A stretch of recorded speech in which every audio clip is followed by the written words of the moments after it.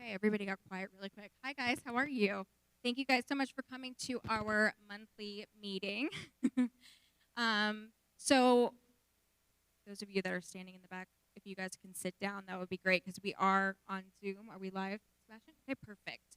So, yeah, we do have a camera back there for our virtual audience. So, if you guys are standing, make sure you sit down. Perfect. So welcome to our monthly meeting. We'll be talking about growing your tech stack today. If you guys don't know who I am, I'm the membership director here at TIE Atlanta. So before we get started, we're going to watch a short video about TIE Atlanta if you guys are not familiar, so you can learn a little bit more about what we do here at TIE Atlanta. TIE Atlanta provides mentoring, education, funding, and access to up-and-coming entrepreneurs to late-stage companies that are getting ready to exit. From our award-winning youth program for middle school, high school, and university students to our investment arm, TIE Atlanta Angels, the fastest-growing angel investment group in the Southeast, to our growth stage program, Council of Board Advisors, each program meets the entrepreneur where they are. Our events such as the monthly meetings, to workshops, to the annual TIECon Atlanta conference, TIE Atlanta offers something for everyone in their entrepreneurial journey. We are a part of the TIE Global Network, the largest entrepreneur organization in the world, with 15,000 members in 61 chapters across 14 countries. TIE is the place to be for mentoring, education, and networking for entrepreneurs in all stages and industries. Welcome to TIE Atlanta.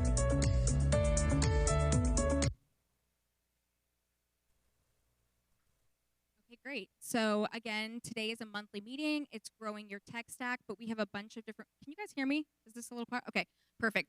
So we have a couple different types of programming that we do here at TIE Atlanta. Some of you guys are really familiar, but just to go over it really quickly, we have monthly meetings just like this one every single month. Our next one will be in July, on July 20th. It'll be right here, back at Rome. We also have happy hours that are really fun. We'll have one that's focused on our Access program. That'll be August 11th. They're around different locations. It'll be right here in City of Dunwoody, which they are a sponsor, and we thank them very much for that. And we also do workshops. So these are more tactile type of programs that we have. We hosted our last one at ATDC, so watch out for those as well. And we have additional special events that we do too. We also post the calendar a year in advance, so you guys always know what's going on, so mark your calendar for all these events. So I want to bring up our executive director, Amin, to talk a little bit about our high school program.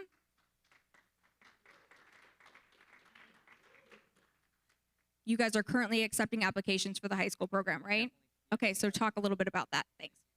Maya, good to see everyone. I know 2 months stint of being a daddy definitely held me back from seeing you guys, but it's good to see you guys after such a long time. But as you guys know, we started off as young as high schoolers.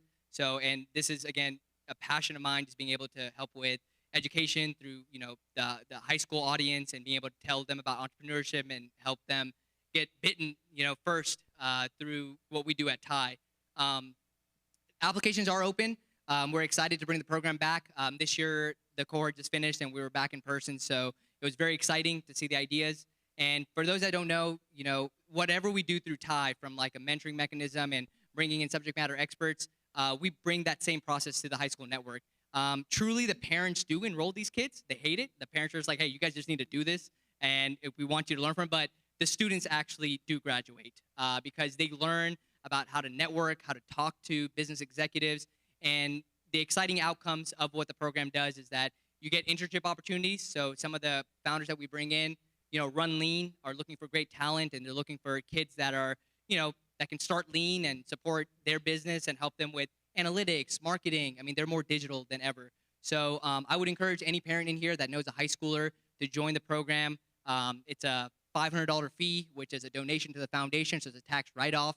Each kid, when they graduate, they get a 5-year membership. And the logic behind that is that if they're freshmen in high school, they'll have a membership through the first year of college. So that will give them access to internships. We have an exclusive group of mentors that we recruit to engage in the program, and they also offer internships. So a few positions in marketing, operations, analytics, whatever it may be. And then finally, for those that are juniors and seniors, college recommendations. Imagine getting a college recommendation from a thought leader or a CEO to kind of weigh in on that application. I think it's very, very powerful. A lot of the mentors here, anyone that you meet from the TIE Network, they've all sent their kids to the program. I have a daughter now. This means more to me than ever. So I'm definitely going to send her through a program like this. So apply, information on the website. I'll be here. Mike can send information. But yeah, send it to any high school that you know and any parent, because the parents enroll, they pay, right? Yeah. Thank you, Amin. Okay, so one more slide for you guys. I am officially announcing today TICON. Some of you guys are familiar with TICON. This is our signature premier event that we do every single year. We'll be back in person again. We're really excited about that. It will actually be at the Atlanta Marriott over here at Perimeter Center. We're keeping it here in City of Dunwoody as they're an amazing sponsor of ours. This year, we're actually focusing on commerce. So we'll have 4 tracks that are breakouts. We're focusing on real estate, fintech, supply chain and logistics, and what's the one I missed? Real estate. Okay. So there's 4 different tracks. We're really excited. Oh, e-commerce. How could I forget that? It's commerce. So 4 different tracks. We're really excited about it. Tickets will go on sale for the early bird price on Friday.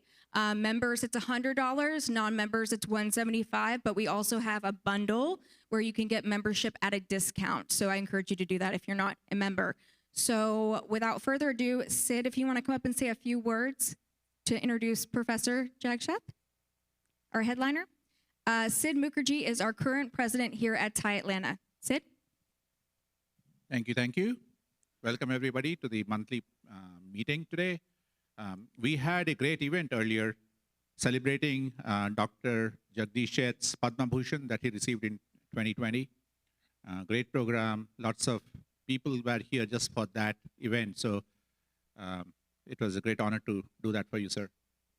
But I just want to one of the things I want to just emphasize here is that if you're not a member of TIE Atlanta, you should definitely consider becoming a member.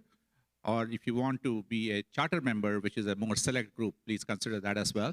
Also, there are speaking opportunities for qualified people. So if there is it's something you're interested in, either in events like this or at TICON, we'll be more than happy to seek your nominations, self-nominations if you're interested. Quick introduction on Dr. Jagdish Sheth, who really doesn't need an introduction. He's a Charles A. Kelstad Professor of Marketing at Goizueta Business School of Emory University. He is very well known in the city. He has won every accolade that there is to get in the marketing field. He is recognized as one of the top experts in this field, written several books. The most famous one is The Rule of Three, Surviving and Thriving in a Competitive Market. He's also written another one, which the mayor of Dunwoody referred to, The Accidental Scholar. And so, he is just so very well known for things like that. He's also very helpful, very generous, very humble. While I was running my company, I ran a company for 22 years, sold it eventually. And Dr. Sheth was always there for me personally. He never told me that I don't have time for you. And he taught me how to be generous in many ways. Because, growing up in India, it's not something that naturally is imparted to you in terms of knowledge. So I learned a lot, not just in terms of how to run my company, but also how to actually give back. And that is something that has stuck with me through the years. And so it was, he was always there for me, and he has always been there for me. And I really, really appreciate that. But the thing is that that's probably true for half the people in this room. And I don't know how writing all these books and papers, teaching students, running companies, so many of them he has had, he still has time for everybody. He never says no to anybody. So very fortunate to have you in our midst. Very proud to call you a charter member of TIE Atlanta, and a constant supporter of everything that we do. Dr. Jagdish Sheth.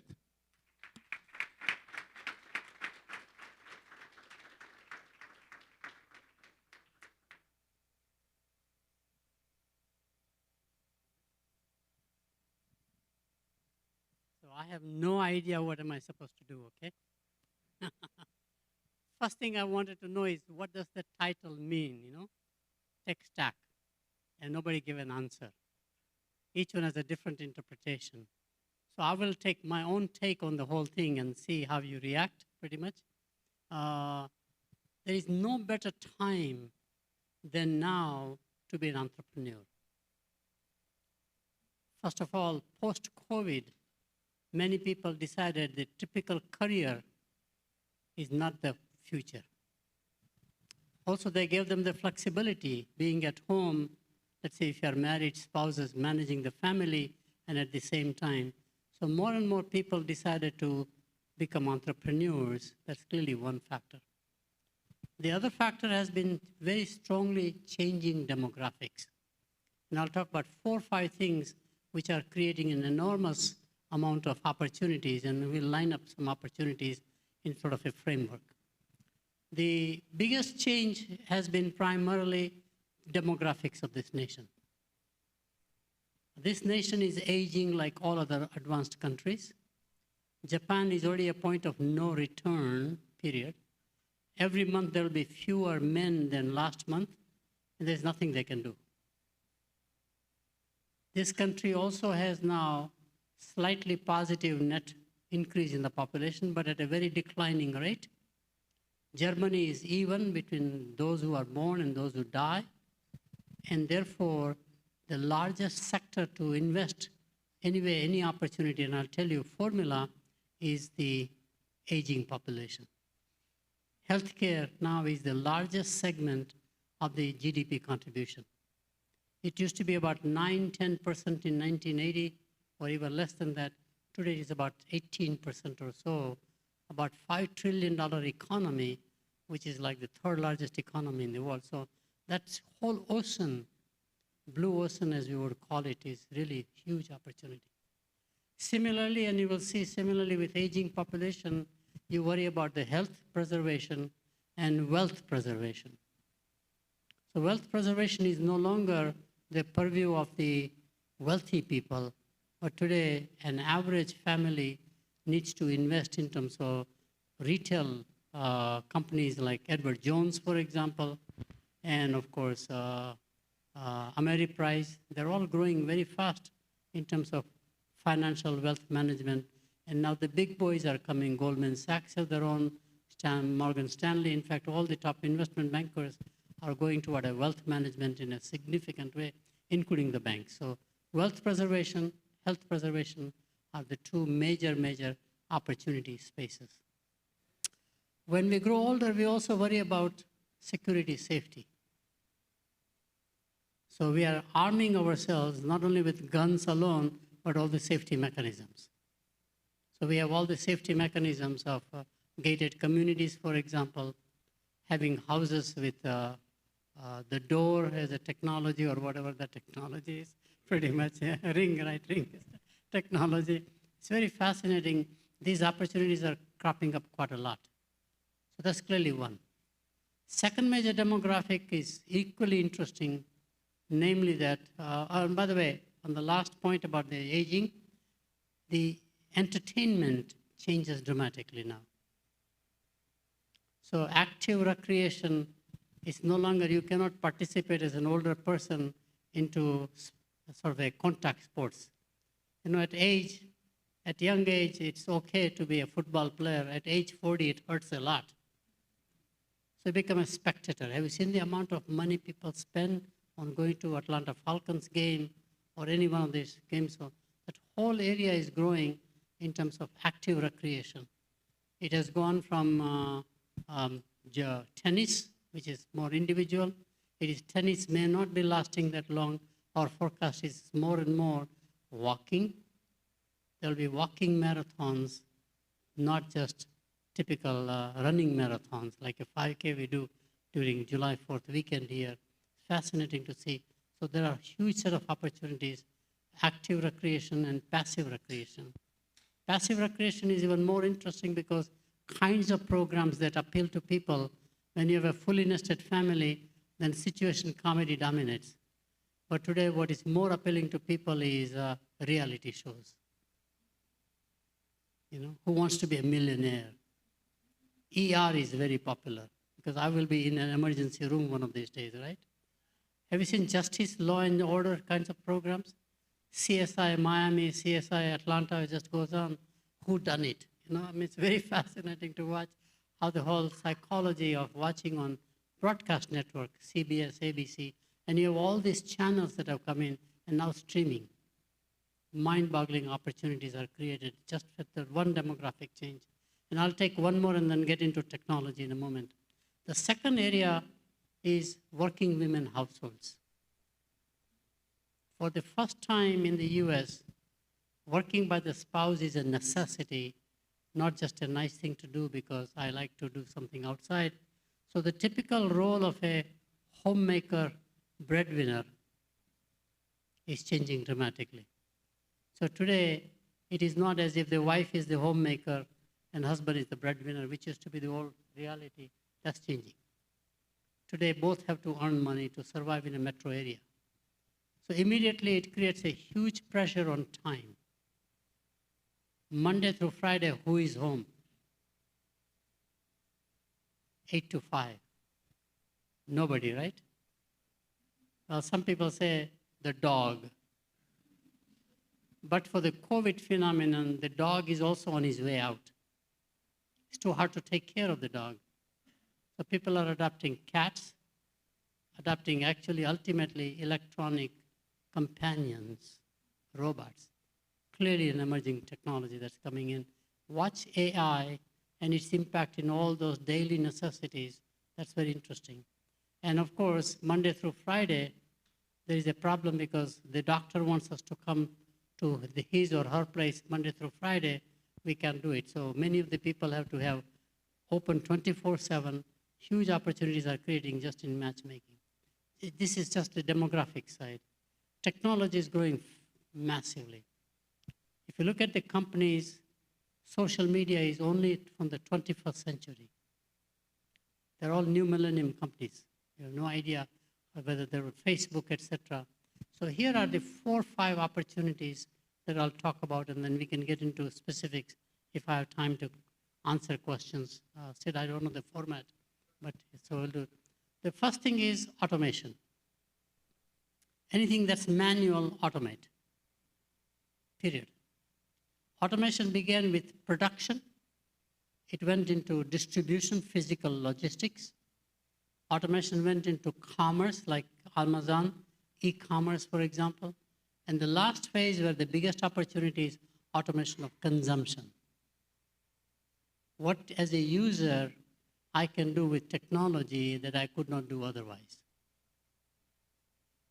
in a daily life. So today we have personal digital assistants, whether it's a Siri, Alexa, etc. Have you seen Alexa, how powerful that platform is? It is able to track everything, understanding all the accents in the world. It's a very important platform. You can ride on that platform quite a lot. So consumption is the place where you want to figure out opportunities. And I can give you some anecdotes from the previous times to what is happening. None of the people would have ever imagined they would do online dating first. Physical to digital. Indian population generally will have matrimonial columns in newspapers daily. Looking for girls, one side, looking for boys, mostly advertised like a classified ad, giving all the specifications.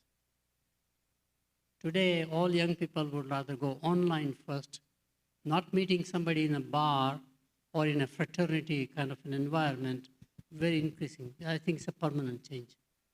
Online first, from physical to digital, not just in terms of COVID and therefore we had to get things done at home. That's just one activity. And you can think about so many possibilities that we advise students. Just to give you a couple of quick examples. My undergraduate student who just graduated in May of 2021. Yeah, I think this is 2022, right? I think this year, I'm sorry. From the day he joined Emory University, he wanted to be an entrepreneur. He did participate in the TIE that Amin talks about, the high school program. Got the award from New York, New Jersey, where he was, joined here, and immediately he has started a business, which is very fascinating, All of those influencers who are not big celebrities, but this, let's say, who have between 100,000 to 20,000 level, need marketing. So he has come out with a company called Fanbases, already seeking about 5 million within less than a year of starting the business. It just goes on. I can give you examples after examples of how young people are able to think about that. Most of the focus should be on consumption, is the point I want to make pretty much. Okay. Second area of huge opportunity is integration. Automation, integration. Things are not integrated right now. Legacy systems are totally unintegrated, especially in fintech area. Probably the old legacy platforms in the banking sector, despite merger acquisitions, cannot integrate themselves. I'm talking about big boys, big companies. So if you have the merger of BB&T and SunTrust and creating Truist, the BB&T data cannot talk to the SunTrust database. Isn't that interesting? So how do you create a common denomination? So I'm advising a company right now in India where the biggest platform is WhatsApp. So you have the calls come in or messages on WhatsApp. People call in a call center. People send an email. The databases cannot integrate. Think about companies like Shopify. Excellent platform. Think like Etsy, ETSY, mostly meant for arts and craft people. Great platform. These are the platforms, and WhatsApp is now getting into pretty much providing a platform service, not just messaging services. You can write on any one of these platforms, immediately opportunities, integration, and this company does it for small and medium enterprises. Writing on the WhatsApp platform, Shopify platform, who are very happy to help out because they do business with their customers. It's just a minor example. And I hear stories every Sunday, 12:30, we have a call from the founder CEO, and we talk about all the challenges he's facing, all the opportunities he's having, etc. Again, out of nowhere, there's a huge need for integration. So automation is the first platform. Anything you can automate. And my view is that automation is so possible for anything because the next generation of young people are not learning cooking, cleaning, and childcare. So you have outsourcing phenomenon, which is why companies like Uber, you can see food delivery services as important as ride sharing, for example. They're promoting all that. So there's a whole opportunity of cooking, cleaning, etc. kinds of services, more and more services oriented. Third platform is anything that used to be a want, needs, wants, desires. Wants are becoming necessities. I cannot live without my cell phone today. And I remember being the advisor in commercializing cellular telephone industry for the telephone company, the Bell System, in 1983. Our forecast was at that time, I was an outside advisor, but we had very large consultancy companies. Forecast was that there would be only about 958,000 subscribers by the year 2000. I think they missed a few billion. Nobody imagined that China will be the largest consumer and user. And I would say, watch what Chinese do in China, and you can emulate that everything here. Alibaba is way ahead of Amazon, please. We just don't admit. WeChat is way ahead of anything in social media that we have. So watch China and see if something like that one can duplicate and localize to our context here. Immediate opportunities. There is another rule that comes about, so more and more wants are becoming needs. You can't live without it. So today, cellular telephone, I cannot live without it. I mean, it's my essential, essentially, wherever I go. Think about wants becoming needs, and there are huge opportunities. The next area that is very fascinating in terms of opportunities, again coming from the consumer side primarily, is personalization. Anything that's not personalized, how can I do through software application into personalization? Now, a lot of things can be done by the iPhones, by the Android platform itself. Some of the social media are getting into that area. Again, that's an enormous thing to personalize anything, whether those are photos that you store, photos that you retrieve. It's just a matter of doing it. In fact, there are apps that I know, and I met the entrepreneur. He can, on the spot, he showed my own, from all of the photos in the world of web and the internet, within 2 or 3 minutes, he can create a whole life story of me on my phone. Documentary of my life. My Singapore government, not government, but the people from Singapore have already invested $8-10 million as a startup company. Sustainability is similarly another major platform. Not just ESG capital, but actually use of that capital to have everything made environmentally sustainable. So like retrofitting, essentially. These are the kinds of platforms you have. So the opportunities are plenty. And we try to educate our students to look into those opportunities as entrepreneurs if they want to be an entrepreneur. Now I'll come on the other side. Entrepreneurship is a 24/7 business, which means you have to think twice about balancing work-life. There is no life.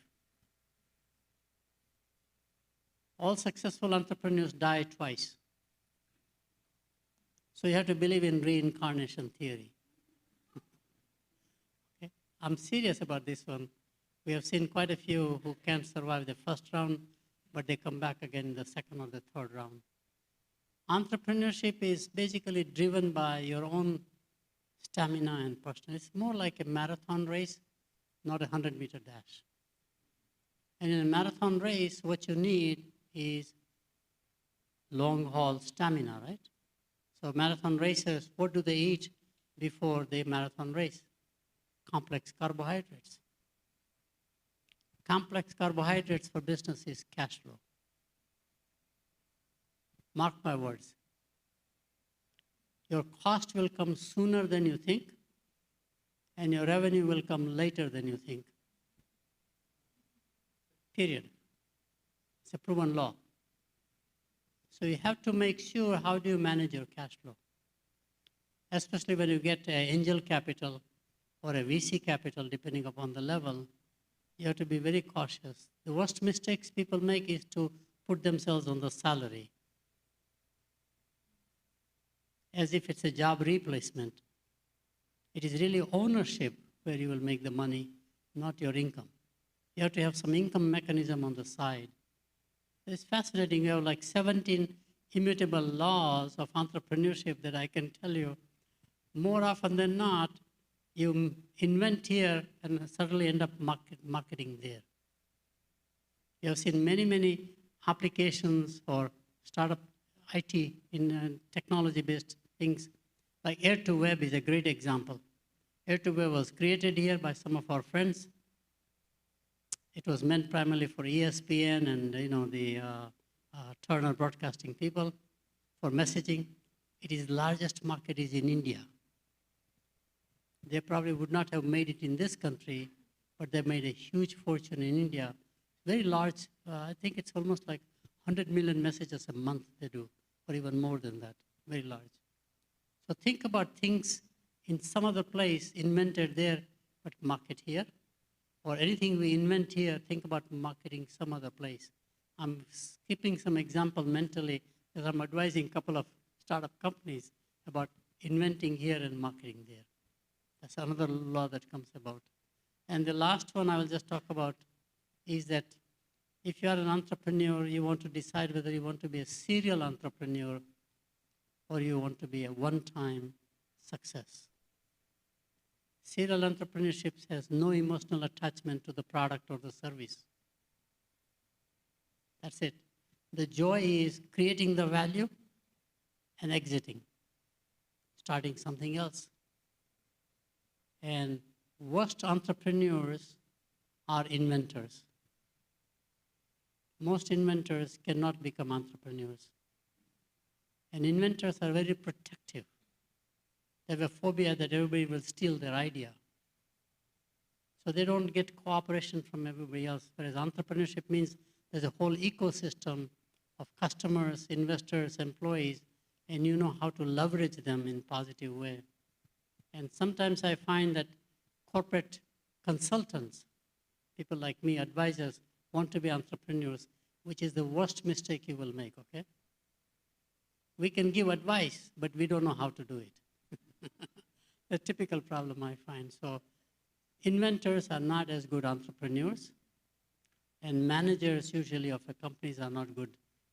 Entrepreneurs are not good managers, kind of a notion. And so you have to understand properly who do you recruit and how do you create a team.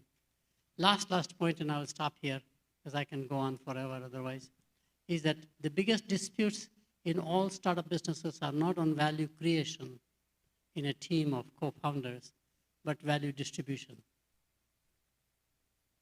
Who gets what piece of the pie? Uncanny. Even before the pie is baked. So you begin to have internal doubts about each other, fights about each other. So you want to make sure that you understand value distribution formula before you create value creation formula, which is the last comment I will make, and I can open up for questions and answers if that's okay, Sid, with you. Is that okay? I can go on otherwise. Thank you so much. Yes, we have time for questions. Yep. I do need positive reinforcement, okay? Yes, please. Yes. I'd like to hear more about your comment about what happens in China, could be replicated in Yeah. other places. I'd like to hear more about that. I would be pretty straightforward. Thank you. I think we should never look at China anymore as someone who imitates. That may be the era at one time China leads today. In technology, China is way ahead of us on everything. Not only in terms of gathering the data through biometric things, creating a social index of your behavior, for example, which is needed as we do credit index in this country about our credit scores. Very fascinating. They're experimenting quite a lot. And of course, they're able to do it because it's not a democracy. It's very much like in a monarchy. You can tell what the population needs to do. And so far, there is no revolt. The biggest worry in China right now would be, as it is happening in Beijing right now and Shanghai, once you make people wealthy through capitalism, they don't want to obey you. It's a self-destructive mechanism, which is why the current leadership is very worried about the future of China, about what the Chinese nation will look like. Will it be as westernized as the Western world, for example, or would it behave differently? The typical debate going on in many of the traditional societies is, what's the role of the individual versus the role of the institution? In this country, we think individual is above all institutions, above educational institutions, faith as an institution, government as an institution. My rights are more important. We are a very individualistic society, which has its own advantages. But there is a downside about the decline of the institutional authority, power, influence, whatever you talk about. But China definitely leads in technology, including military technology.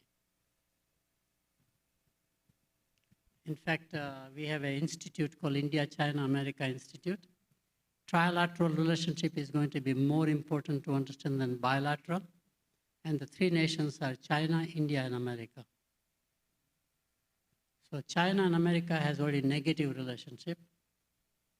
China and India had a positive relationship, but it has just changed. And America now very much wants India to be their partner.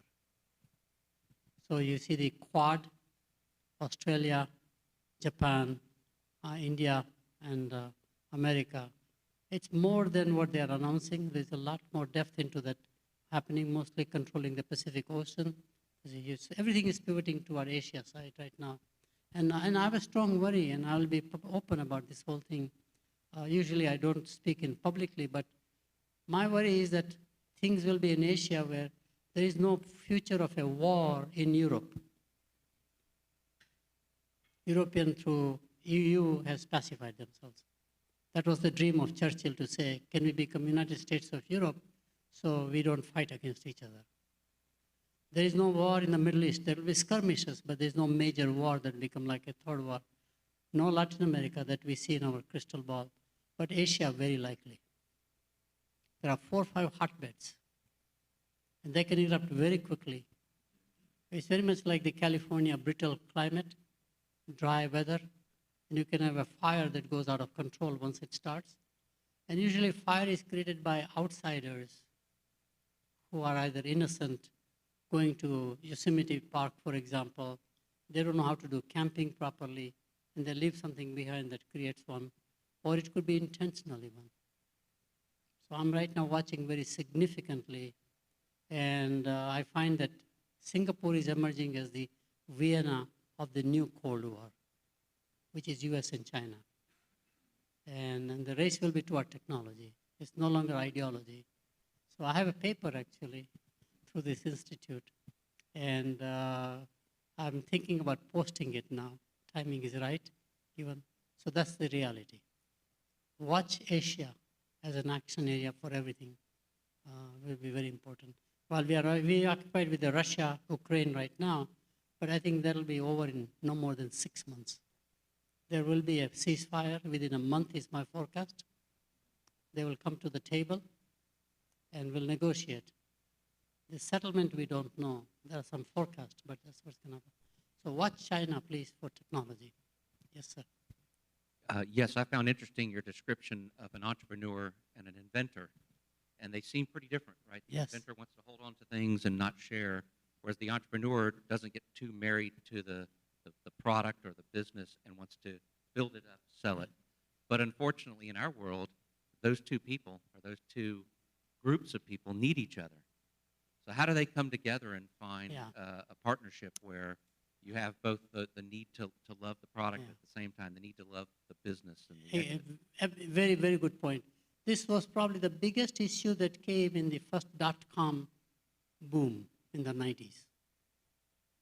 Because you had an inventor on a software platform who did not know anything about business, did not know how to hire people.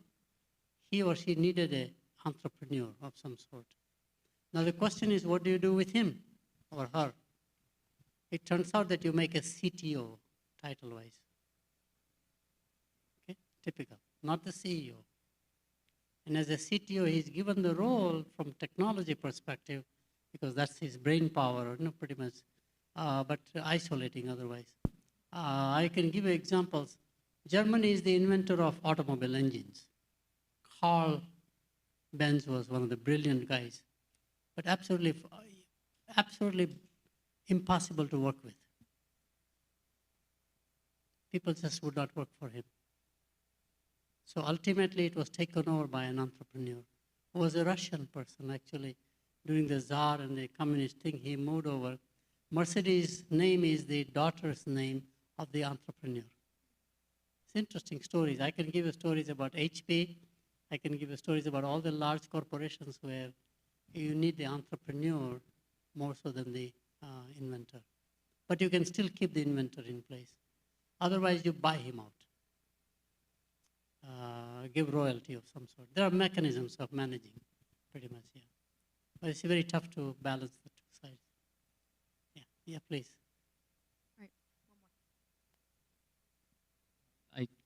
Maya is telling me to stop, okay? Okay. Yes. Yeah, the areas that you called out as tech stacks, I think are really interesting. Sorry, can you hear me? Yeah, no. Okay. The tech stacks that you call out, I think, are very interesting and apropos to the challenges companies are facing.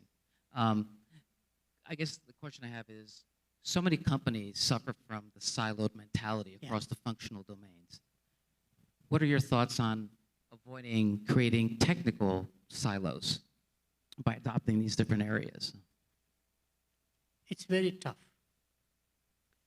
Because ultimately, the institution where you go for your college degree, in engineering generally, so if you're a Purdue graduate in mechanical engineering, which is one of the best, as it is in aerospace. I'm talking about astronaut. You have a bias of that professors who taught you. If you are from IIT, one of the Indian engineering schools, mechanical engineering, they have a different bias. So we found this is very fascinating. I was an advisor at Whirlpool Corporation, great company to work with.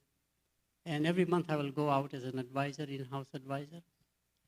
And we knew that when Electrolux bought out the third largest company here, I told the chairman we have to go to Europe to balance it out. So we bought out Philips and entire base in Europe, which worked very well for us. Then I said, this is the first battle. Next battle will be emerging economies.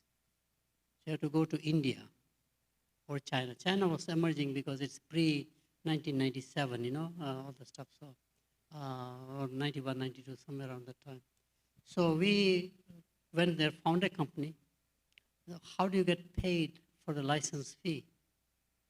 Indian government had no foreign reserves strongly, so they had a cap on paying in dollar amount. So we actually recruited 100 years of engineering talent from India. They worked in Benton Harbor, Michigan, where the headquarters is. Most of the engineers here are Purdue graduates. First of all, you have a colonial bias mindset. Indian engineers in India cannot be as good as Purdue University. They come here to study, right? I mean, it's typical. Indian engineers had figured out how to build world-class washing machines with power interruptions. Because India, the power failure is every 4 hours. They had also learned how to use very little water, because there's a scarcity of water.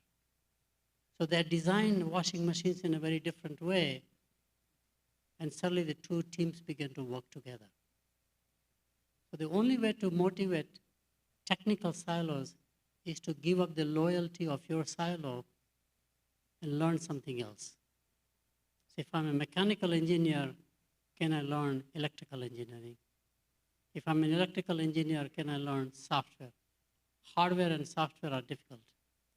People on software side will come from a math program, computer science program. Hardware will be electronics usually, right? The two don't mix. How do you put it together? So we created at University of Illinois, we housed the computer science department, #1 in the country in electrical engineering, hardware side. And that's a change. Illinois is very good about this thing. MIT followed immediately. And I think Georgia Tech did the same thing here eventually. So you bring together hardware. It's more like fusion. How do you think about fusion if you can create, but it's not easy. The loyalty toward function is so strong across functions. If I'm an HR person, human resource, I will be HR person for you as a company, but I can be HR person for your customer, your competitor, your supplier. I'm an HR guy. Or I'm a finance guy. I'm a CFO rest of my life. So what we try to do is to rotate them in and out, make them as uncomfortable as possible. So HR guy, we say, you are a finance guy now. Learn the skill set. If they don't survive, then you know they are not capable of general management. That's another way. I've done advising for many companies. We have been really fortunate to learn quite a lot. And I still remember Motorola, where I did a major advising for the chairman, Bob Galvin, and George Fisher. And there is an engineering mentality. If you're not an engineer, you are just not good enough employee. So you are a business major, and unfortunately, that's a no-no. So how do you mix people with biases of their own, which is very hard. So, which is why we have all turf wars within the company. Last comment, Maya, I know she's watching me.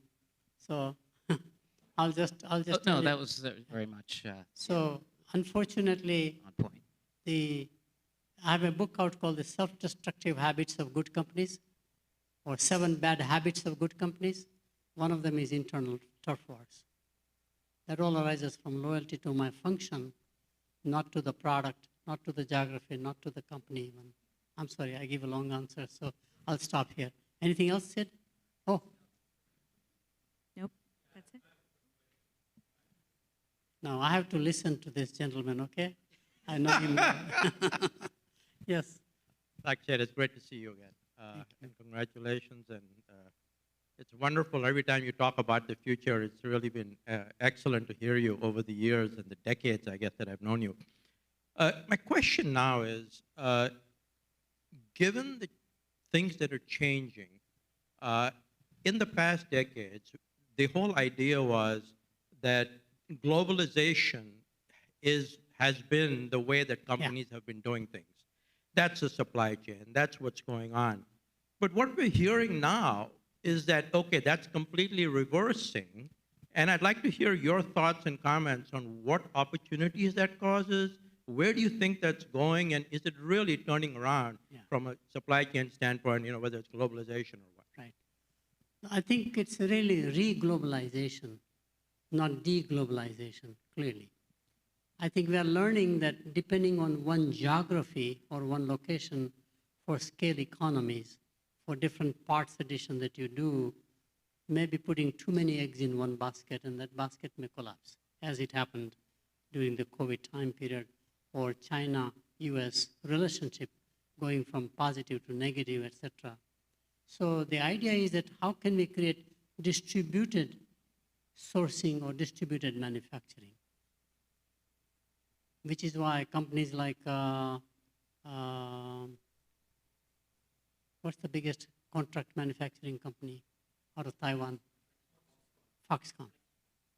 Foxconn now is investing in India, is investing in America, for example, because their customers are demanding, and you may put in a way whereby if one supply function dies or demoralized or whatever happens, you can provide from the other ones.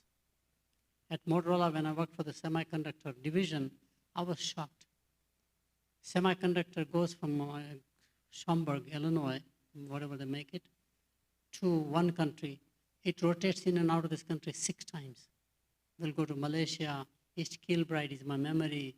There's cities like that I remember, as I used to travel around.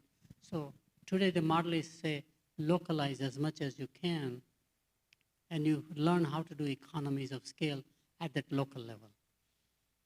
All supply chain change. So automobile guys are learning enormously now in the process. So automobiles will be not centralized, but will be more decentralized. And you are an assembler, so all of your suppliers have to decentralize in the process.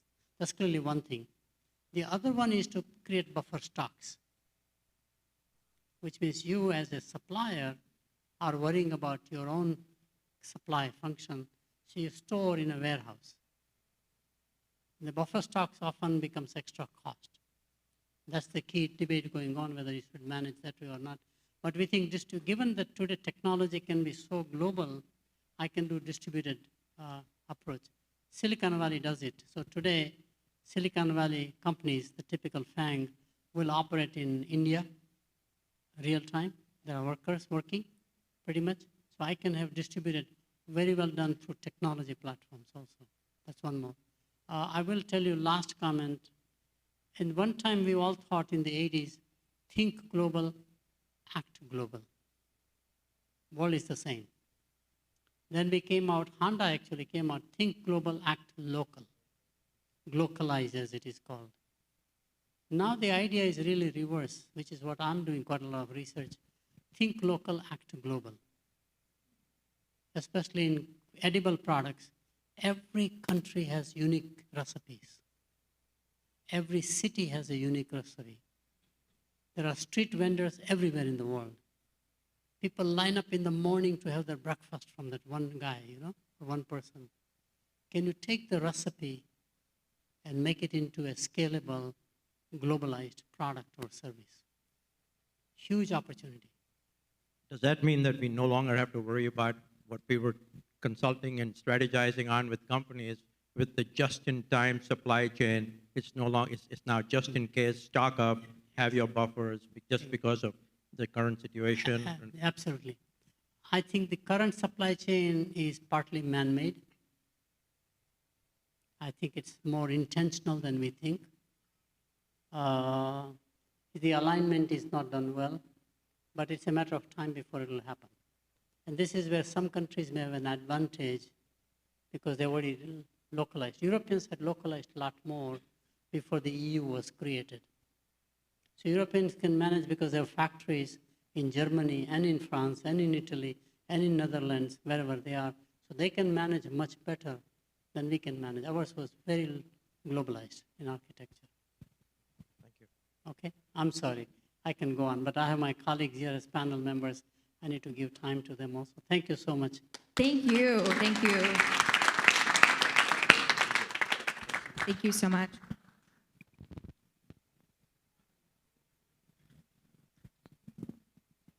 Let's give another round of applause for Professor Sheth. He is incredible. Thank you so much. Okay, guys, so we are going to kick off our panel, Growing Your Tech Stack. So I'd like to introduce Robert Burke. He is the CEO of Sobo, and he is also going to be our moderator tonight. So let's give it up for Robert. Thank you, Maya. Welcome, guys, ladies, gentlemen. I'm really excited to host this panel, Scaling Your Tech Stack, and I have some amazing guests on the panel tonight. So I want to go ahead and introduce them, but first I'll introduce myself real quick. I don't want to bore you guys, but essentially Sobo is a portfolio of companies that helps small business owners build more profitable companies. And we have an IT firm, a digital marketing agency, and the next on our list is a B2B SaaS platform to kind of automate a lot of what we're doing right now as far as fixing business problems for the small business owner. So first up on the panel is Kristen Slink. Kristen, can you come on up? I want to introduce Kristen. And Kristen is founder and CEO of TechAF, which is a company that helps early pre-stage non-tech founders build tech companies. Sounds like an oxymoron, but she was successful in doing just that herself. She was able to raise over $55 million in capital. She learned a lot through that journey, and she has a lot to share tonight, so thank you for joining us. Thanks for having me. Yeah. Next up is John Hagelgens. John, could you stand up, walk on up here?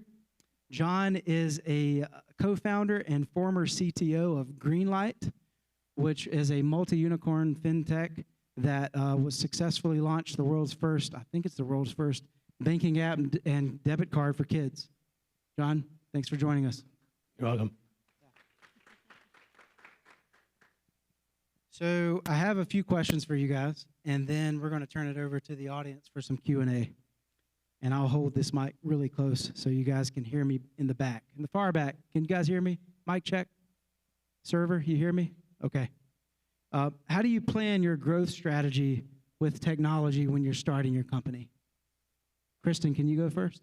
Me go first. Please. How do I plan my growth strategy? First and foremost, I figure out what kind of business I have. So really understanding the problem that you're solving, who your customers are, and making sure that you're building a product for them is so critical before you do anything. And so before you even think about technology, you should be out there talking to customers, understanding their pain points, and testing out different theories with them on what would solve their questions. So that's how I'd answer that. Thank you. And John, how about you, sir? Well, I would say I agree with Kristen. You need to know what your customer expects. I think most people will say they want an app at this point. So you have to somehow interface that app with your tech stack, and that involves looking at, okay, where do you host it? Is it your own physical data center, or do you put it in the cloud? And I think most startups at this point would decide the cloud because it's so easy. And then after that, you have to decide what software you're going to put on your physical stack. And that's probably dependent on where you're trying to go. Do you have a transactional system, or do you have something that's more, slow moving and it takes a couple of days, like a mortgage application or something? So you just need to figure that all out and then decide what kind of software you need to put on your stack. Great, thank you. And so I have a follow-up question for you guys. Actually, all of these are follow-up questions because I'm really looking to dig down deep and figure out, what's the method to the madness, and how do we go from just ideation to, hey, we have subscribers on this thing. So when do you start thinking about backup strategies and plan B strategies for your core platform components? Kristen, could you go first? First, always. So when you're thinking about starting a product, so let's go back to ideation before you even have a product. You want to think about the least amount of features that are going to have customers paying to use your product. And you really don't want to go too big with your vision. So you want to figure out how you can release something and get customers on your platform earlier than later. And so when I say that, when you think small, you really want to utilize, if you can, something that maybe doesn't have to be coded, something, a website, anything that can automate what you're doing. I mean, every business case is different, but it's really thinking at the very basis, how can I prove out my business model and leverage other technology that's out there? So if there are vendors, so let's say you're signing loan documents, there's a lot of different vendors that do e-signature. So instead of coding it yourself and building it in-house, you can leverage those vendors. And then as a forward-thinking strategy on that product, once you start proving out your model, have product market fit, and decide that you want to custom build some of that functionality, you keep those vendors associated with you, so it's always a backup. And I think John has a really fun story about backups. I don't know if you want to share that. I have several, and that's really, so in Y2K, I was with Yahoo Finance, and when I arrived, we had one data line coming from Reuters that went into this other company, Tibco, and then a line from Tibco, as a T1 line, across Silicon Valley into our other data center. So they would constantly go down, which was not good for several reasons. One, people couldn't get their quotes. And the second was they could tell when we went down because we had daily intraday charts, and they would go like this, except when we were down, they would flatline. And so there were 5-day charts, and usually what you'd see is 3 or 4 flat lines during the week. So not good. Plan B was get a second line and remove Tibco from the process and put the machines in our data center instead. That's why you need Plan B. Anyway, the second one was during our early days of Greenlight. We load money onto the kids' cards using a bank, an interface to your bank with a debit card, your debit card onto the kid's debit card. Originally, we were using Chase to do that. Unfortunately, they had a restriction on us that if we exceeded 1% failure or fraud rate on our loads, they would disable us, which they really didn't inform us about too well until about 1 o'clock on Friday afternoon. One week, they sent an email to the CFO saying that that afternoon they were going to pull the plug on us. So no more loading money. At that point, we had about 3,000 customers, and we were a little panicked, although we weren't that bad off because we had built a second loading platform, which was through Braintree, so we just kind of swapped the code in, and luckily it worked as well in production as it did in test. The bottom line, I think, when you come up with Plan B is that, well, first of all, you have to decide where you need Plan B. What is your critical infrastructure that if it fails, your product is going to absolutely be, it's going to suck without it. And then you need to come up with some way to mitigate the disaster if it occurs. So if vendor lock-in is keeping you up at night, it's probably a sign that you need to look into a Plan B for that component. It's probably a good idea. Okay. I think if you have everything on AWS, you may want to think again about that and possibly put some of your infrastructure on Azure or Oracle Cloud or something. Great, thank you. So I want to know now about, do we hire an offshore team, or do we hire a local team, or do we build a local team? What are your thoughts on that? I feel strongly about this. And it's fun to also mention that John is very technical and I am not. So we definitely have different experiences when it comes to technology. And I'm always going to start back to early stage because that's really where my passion is and that's who I really help. For me personally, what really helped me was using offshore at first so that I didn't have anyone that was really relying on me to feed their kids, right? And so I was able to leverage an offshore, nearshore team, is kind of what I would like to say it. Same time zone, very close. I could go and fly and meet them, but an agency that really understood my business model and were growing with us. And so we did that initially to make sure we had a business, we had customers that wanted to pay us, and we could really grow this thing. As you mentioned, being an entrepreneur is hard, and so you really have to figure a lot of stuff out. And when you start hiring people and employing people, that's a lot of pressure. And you really want to make sure that that company succeeds. And so being able to leverage that, especially if you're non-technical, offshore development is a good way to test that. Now, when you're starting to reach scale and you're growing, it may be an excellent time for you to think internal or in-house development. It just really depends on what your business is, what kind of product you have, and how you want to grow that business. Yeah, I'm a little skeptical of offshoring very early on, and it's primarily because I think that a really good technologist is somebody that can come in and do everything for you. So that's the person you want to find to build your product. Is you need a small team with the best people that you can find. And to do that, you really kind of almost need them locally because they're going to interface with your team. Later on, you can bring folks in offshore, but in the early days, I just think it's too hard to do offshoring. You know, time zones, people don't have the same work mentality we do here, maybe. But that's just my personal. I think some people are very successful doing offshoring. Just for me personally, I've found more success not offshoring. And I'll add to that, one of our early investors in Greenlight was a gentleman, I think he's in his 80s, who runs a chemical company very successfully in Atlanta. And we went into him with just the founding members of the company and the CFO. And he was asking us questions, and I told him we're not going to offshore. And about 5 minutes later, he wrote us a check. So. Okay, let me see if I can find some middle ground. What about product manager, software architect, this side, local, and then we did the dev team offshore? What are your thoughts? Hybrid approach.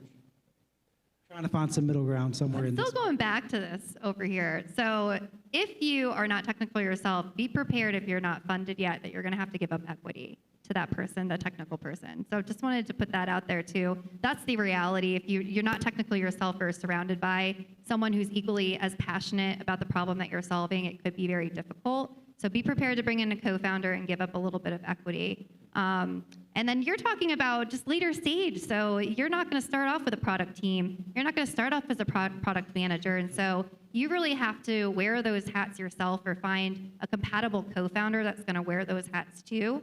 And you really have to make it work to get it off the ground. Now, when you start to raise your first round of funding and start hiring people, I think it's very important to have a lot of your people in-house under your own team because culture is really important. So I am really from the perspective of just getting started, but I do really think that building an internal team is good for your culture and finding people that are just passionate about what you're doing because ultimately it's hard work.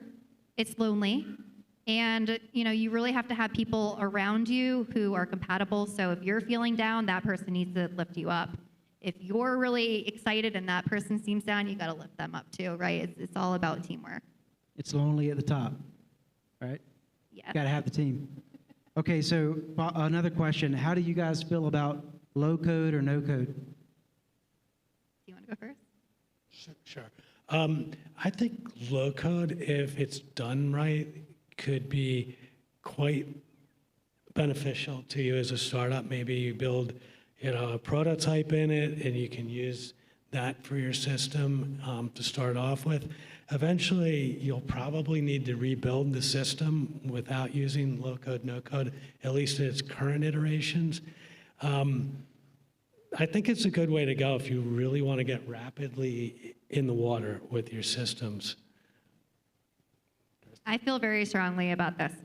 So there's a difference between no code and low code. So no code, think it's like a Wix website builder, but instead it's for building apps. So you're able to drag and drop and create an experience that you can go out and test your theory. Now, think about Wix as well, you're very limited. So if you wanted to go and change certain things, you're stuck to a template or limited capability. So if you're looking for a long-term strategy, it may not be that good long-term strategy if you're actually doing something innovative. Now, if you're doing e-commerce or something very simple where you just need to put some products up on a website and automate some of those systems, that is very easy to build with no code. But typically you do need to have some kind of technical understanding about how databases work and really how technology works. So even though no code is being sold as a tool for a lot of non-technical founders to get something off the ground, they end up spending more time and money trying to get something off the ground than trying to find either a co-founder or an offshore resource to get something built. Low code is kind of in between. So low code typically is going to be used by developers that also have kind of, I don't know if the interface is as much a drag and drop, but it is also pre-built code that you put together to build certain experiences. So again, you're a bit limited, but although that tool, or because that tool is geared more towards technical folks, they're able to play with it a little bit more. So it just depends on what your strategy is. If you're able to use low code or no code to get a prototype out, get customers, make some revenue, it's really great, but it's not a long-term solution. So if you do want to evolve that platform, you may need to consider you will have to rebuild. So it's just really depending on what your vision is and what you're building. All right, guys, is it possible to raise capital without a prototype or MVP? No. I'm going to say absolutely not. Can I press into that? Go ahead. Well, I think John was able to raise money without anything. So, Yeah, well, I mean, if you're a new entrepreneur and you don't have a lot of connections, it's probably true. Your vision is not going to cut it with the early investors. If you have a lot of wealthy neighbors, friends, and family, you can go to them with a vision, and you need a track record. If you go to people with a track record and say, listen, we've got this great idea, we think we can do it again, we're not guaranteeing, because lightning never strikes twice, but we can probably do it again, and we think you should give us some money and see where that gets you, and if it doesn't work, then go build your prototype, although you'll starve in the meantime. I'm giggling because we had a lot of fun with this question during our prep for this panel. And so I was like, no, I've worked with hundreds of founders. You're not able to raise any money on an idea with a napkin. And Johnson and they were like, well, we kind of did. So I said, I'm going to correct myself. Underrepresented founders typically can't raise money on an idea on a napkin. And it's kind of just one of those tech myths, I think. You see, I mean, everyone knows who Greenlight is, right? They're a tremendous success. And you see some of those stories, but it just isn't really the reality of it. Investors are going to want to see that traction. They're going to want to see you have product market fit. You've got a product, you've got customers, and customers are willing to pay for it. Even sometimes they've come out and said, I'm a pre-seed investor and I will invest ideas, but show me the checks that you've written. Is my say. So I feel also very strongly about that. Thank you, guys.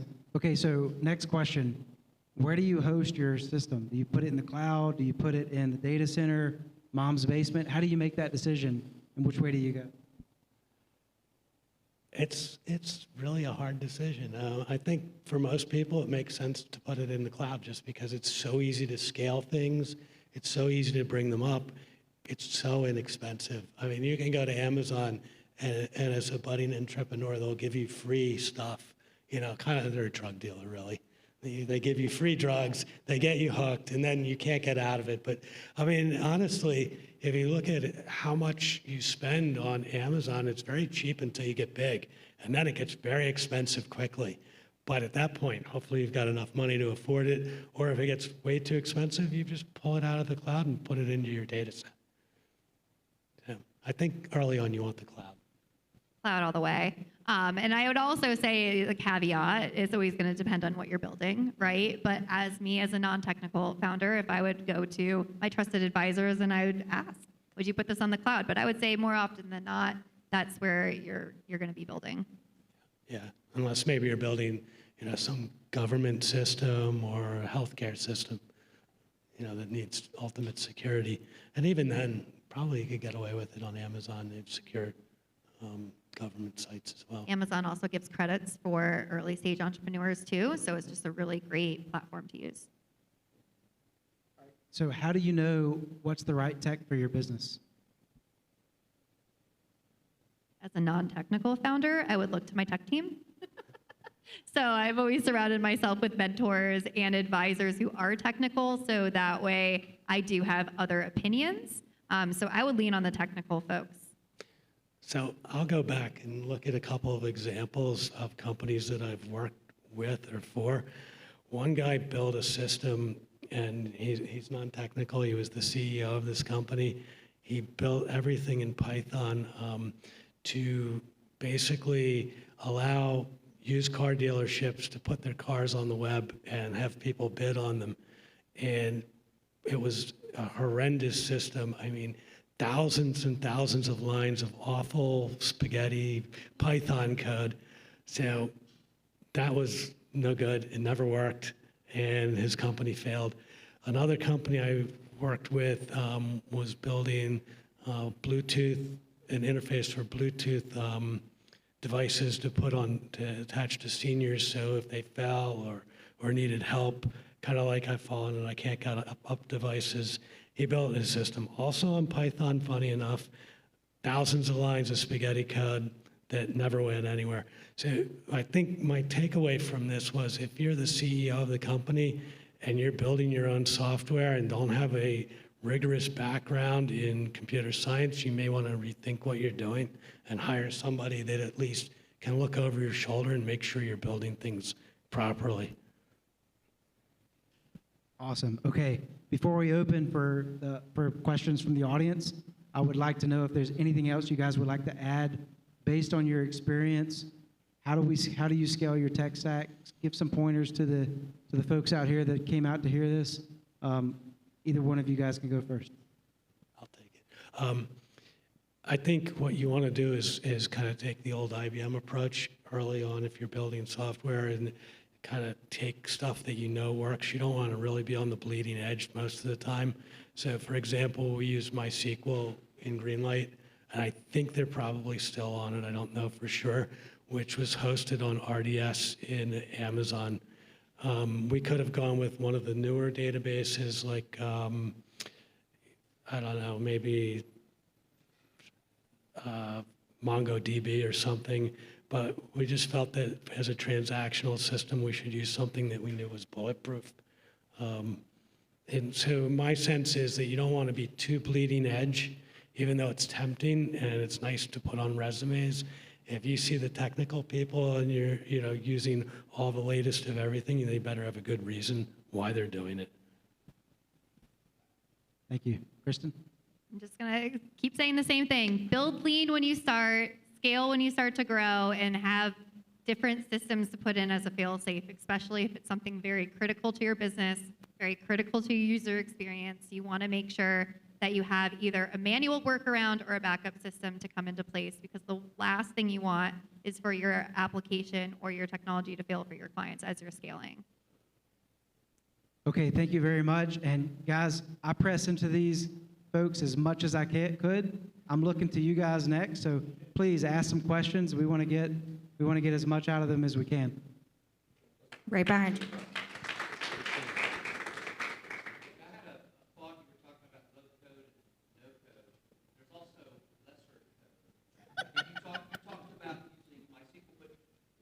Hang on, Steve. Hang on. Let me get you the mic. Faster, or I'm working on a project right now, 2 projects where we use KeyCloak for authentication and as well as SSL. So there's all these techniques we can use to get there faster, and then when we get bigger and have money, we can hire more engineers to write more of our own code, and we can innovate. So there's sort of that lesser code mode as well too, right?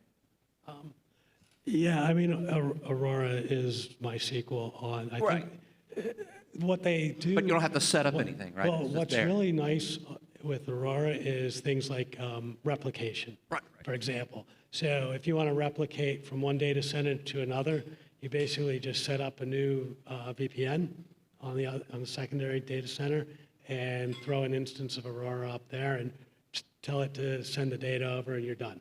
You know, you never have to worry about it. It seems to keep itself in sync.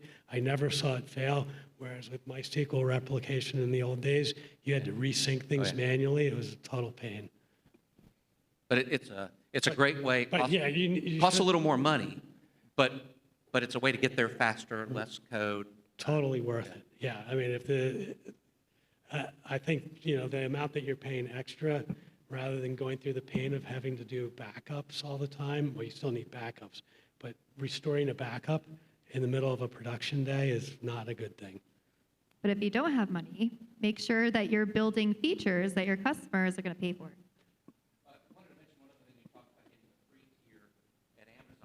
There's also ways you can sign up for commitments for your hours, so for your compute time. There are ways to save money at Azure and Amazon besides the free tiers that they'll give you. So there's all kinds of way to cut back your bills while you're suffering, spending out of your own pocket. Great panel, by the way. I have a question about kind of early stage funding in terms of hardware startups and software startups. I think that question they asked can be really different when you talk about those two, a different size of the water.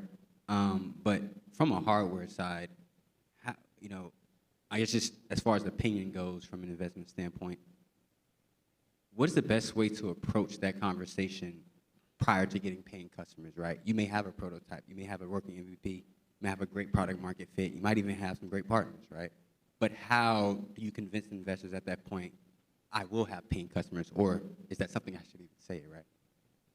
Hardware is definitely not my thing, but I have seen companies go and do crowdfunding campaigns when they're promising the final prototype or, you know, different things to buy into that. But sometimes it can be really difficult if you're really relying on hard materials to get something off the ground. And so getting funding for that becomes critical because it's hard to do that out of pocket at scale. So it's just really making sure that you're solving a big need and perhaps leveraging partnerships or other organizations. It depends on what you're doing, but I would get pretty creative when it comes to hardware in early stage. So what you really want to do is leverage your connections to get funding, I think. You know, don't bootstrap it yourself. That's probably a mistake. The company I was talking about, the Bluetooth device guy, his girlfriend was bootstrapping his company. It was, you know, he kept having to go back to her and ask her for more money. It was not a good thing. And he had no other investors. And that's the other thing. You want at least a good number of investors. I would say 8 minimum, because otherwise you have just a few people, and if you need to go back for more money, it's going to be rather tough. You know, and keep trying to get new funding as you go along through more angels. So my question has to do with, you know, you build something, you got a great idea, you've tried, you know, you've got a very, very small team. You start getting customers on it. And now you've got development and you've got support. But you've still got the same tiny team that you've been using to like build all this stuff. How do you get like manageably from that, you know, hardcore development course to like kind of a stable platform? I mean, I've done it before where I was funded, I was working for a company, and it's like, oh no, we can't just be throwing code out there. You know, we've got to have change management, we've got to have like environments. This isn't going in until I have my QA person. That was all great when I had somebody paying the bill for all those people. Now it's just me, and it's like, there's like 3 of us that are doing all of this stuff and 1 developer, and we're like sitting there taking calls between my day job, you know, for customers.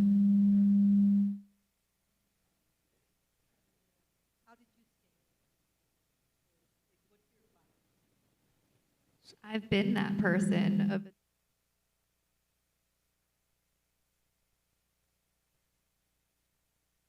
you make it work. I was able to hire people when I raised money. So you just want to find people, especially if you're a small team, just band together, try to help each other out, and you just want to do as much as you can to get that traction so that you can raise money and hire more people, because it's really hard. You can't always be wearing the hats the whole time. You're going to get burnout. And so you just really want to keep pushing towards creating revenue, creating that traction, and really going out and finding out what your funding strategy is and how you're going to make the business work long term. I think it brings up a critical point, which is you were talking about environments, that you should be able to spin up new environments very easily. And if you can't do that, then you sort of have a problem. I remember early on at Yahoo, they had environments where people were coding in production, and this is a company that was public at the time.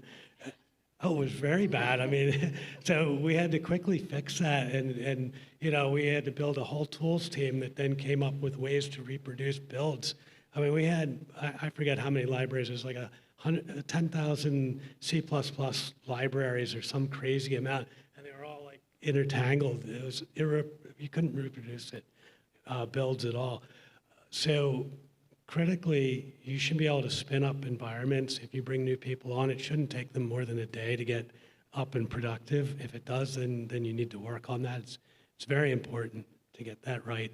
In addition, you need to have a QA environment and possibly other environments as well, maybe a demo environment so your sales team can go out and demo without affecting production.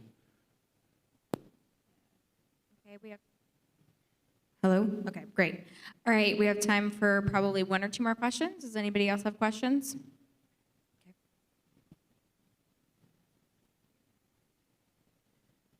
Have you encountered the situation where you have somebody leading the technical development effort who is a technology ideologue, and in the end they can't deliver? And how do you pull yourself out of that situation? Wait, they can or can't deliver? Can't. They can't deliver. Well, fire them. Try to figure it out That's sooner easy. than later. Yeah.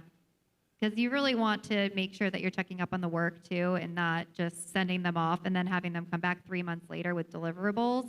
You want to, as the founder, be checking in regularly, making sure that they're hitting that, making sure that you're clearing any blocks or questions that they have, that they're really relying on your feedback to move forward. The sooner that you can figure that out, the sooner you can let them go.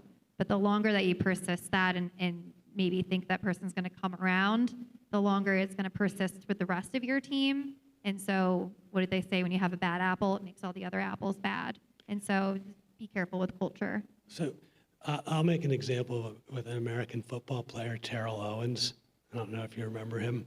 He was superb. I mean, he was an athlete like no other athlete. He could catch the ball, and he looked so graceful on the field. And he was huge, bigger than life, but he was kind of a jerk. And every team he went to, he caused disruption. The team inevitably fell apart, and they fired him. I think he was in San Francisco, didn't last long there. He went to Philadelphia, didn't last long there. He went to Dallas, and nobody wanted him after that because he was a one-man show, and it was a team sport. Your company is a team sport. Everybody has to work together. And if you've got a prima donna like what you're talking about, that person's never going to come around. And the sooner you get rid of them, the happier you'll be. And you know, as CEO, you're keeper of the vision and you're keeper of the culture. You can't outsource that. You can't give that to the HR person. Also setting boundaries at first, or even just like expectations, I think is what I meant a little bit more than boundaries. But you know, if you're not going to perform, we're going to have to let you go. And so just kind of setting the precedent that we are here to work and we're, you know, on this mission and building that culture early on. And also, you know, not just blindsiding someone. So if someone's really not performing, have a conversation. Find out why they're not performing. Are they not receiving the support they need from a manager? Do they have too much on their plate? Are they stressed out? Is something happening at home? You don't want to just all of a sudden blindside them and say, you suck, I'm going to fire you. You know, it's really taking care of people and caring about those people. So hopefully you don't get to that position where you're like, this person's not doing anything, I got to let them go, and it be totally blindsided. They should know it's coming. They should know your expectations, and it shouldn't be too much of an issue. Yeah, I think I was a little cavalier on that. You probably, Kristen is.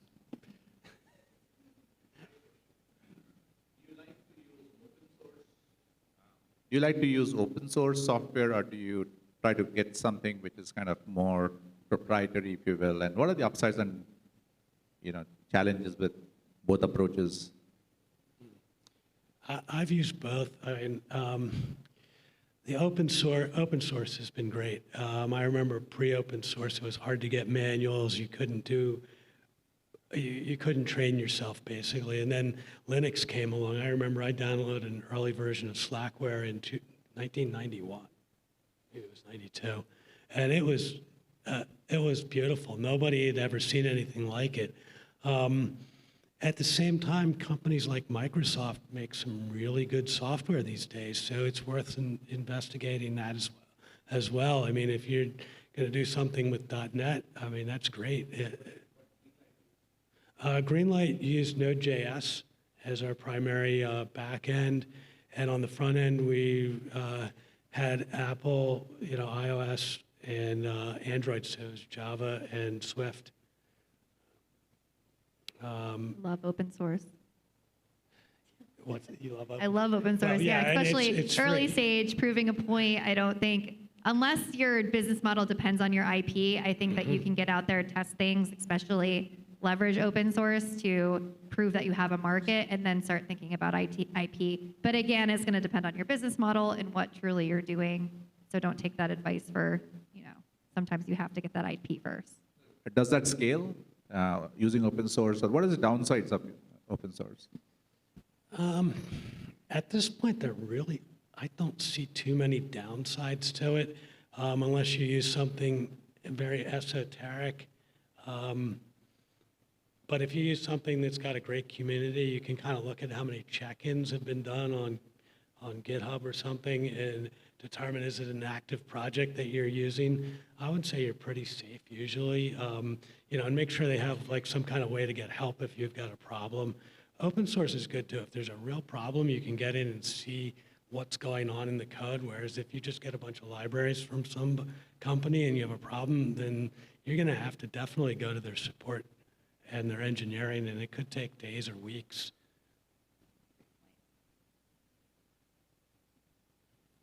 All right, do we have any other questions? No? Okay, perfect. So like we were saying, Kristen mentioned it earlier, we were really excited for this panel because John and Kristen have such different perspectives. So thank you, John. Thank you, Kristen. Thank you, Robert, for moderating today. Let's give them a round of applause, guys. And thank you guys so much for coming to our monthly meeting. Thank you to our virtual audience for being here as well. Our next monthly meeting will be July 20th, right back here at Rome. We hope to see you then. And again, tickets for TyCon go on sale Friday. If you guys have any questions, I'll be emailing you. Feel free to reach out to me. Have a great night. Thanks so much.